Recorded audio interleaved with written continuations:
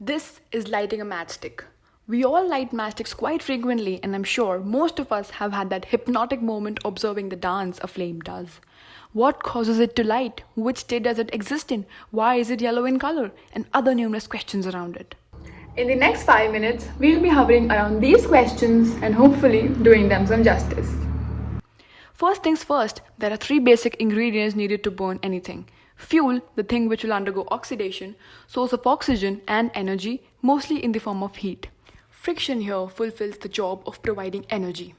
When a matchstick is rubbed against a rough surface, mainly a surface with a high coefficient of friction, such as matchbox, then friction between the head of the matchstick and the rough matchbox produces heat, or more precisely, the excess energy contained above a molecule's ground state. This heat can be manifested in the form of changes in rotation, location, and vibration on the molecular level. Friction is basically the interaction of electrons of two surfaces repelling each other. This repulsion causes changes in momentum and subsequently changes in the kinetic energy of the molecule, hence producing heat. Heat gives the energy to initiate the oxidation reaction and emitting radiation. We'll get to that in detail. The red part you see mainly consists of red phosphorus and potassium chlorate mixed with sulfur. There is a whole lot of chemistry that goes on in there, which we will not get into right now, but everyone should be familiar with the general reaction of burning. Mind you, this is for complete combustion. Notice the color is due to the black body radiation. Science says that everything in the universe glows with the light of its internal heat. Heat, as mentioned before, causes changes in momentum of individual particles.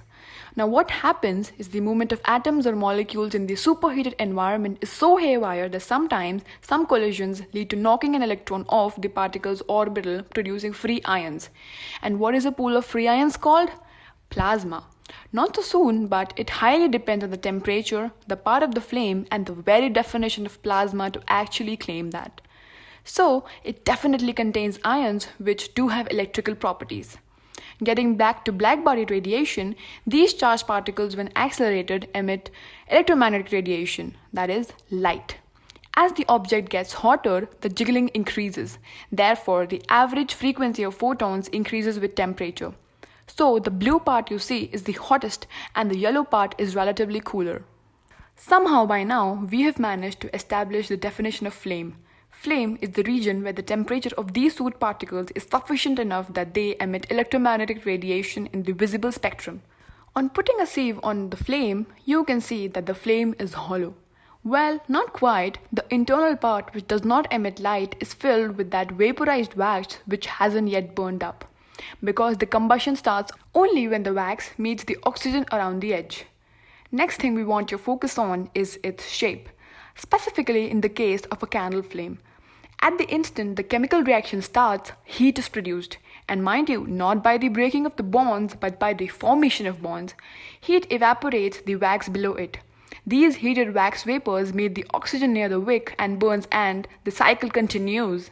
The familiar teardrop shape is an effect caused by gravity. Here on Earth, when a flame burns, it heats up the surrounding atmosphere, causing the air around to expand and become less dense.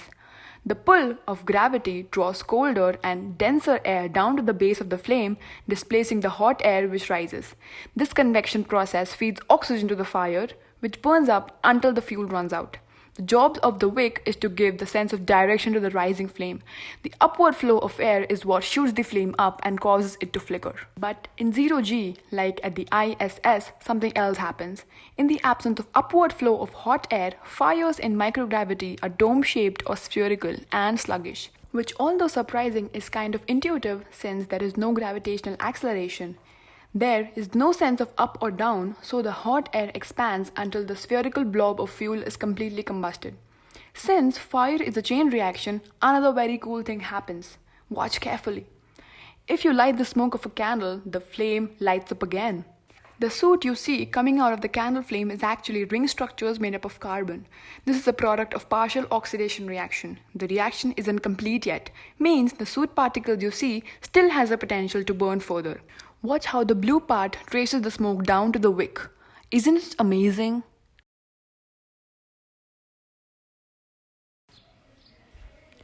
There's a lot that goes on indeed, but as a scientist once said, when it comes to fire, we have just started.